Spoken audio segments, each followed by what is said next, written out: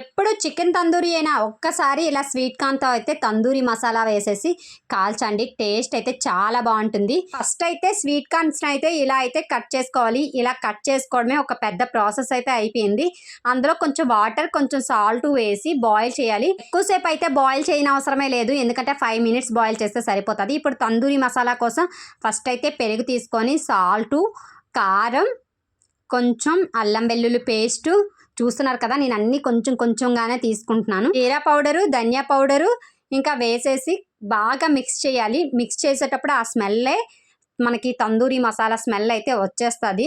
ఆ మసాలాలో కొంచెం నిమ్మకాయ పిండేసి కలిపి ఇంకా చూస్తున్నారు కదా అలా అప్లై చేసేసుకొని మనం కాల్చుకోవాలి. కాల్చితే టేస్ట్ అయితే చాలా బాగుంటుంది. నేనైతే ఇలా అప్లై చేసుకున్నాను. నాకైతే చాలా అంటే చాలా బాగా నచ్చింది. బొగ్గుల్లో కాల్చుకుంటే ఇంకా టేస్ట్ అనేది చాలా బాగుంటుంది.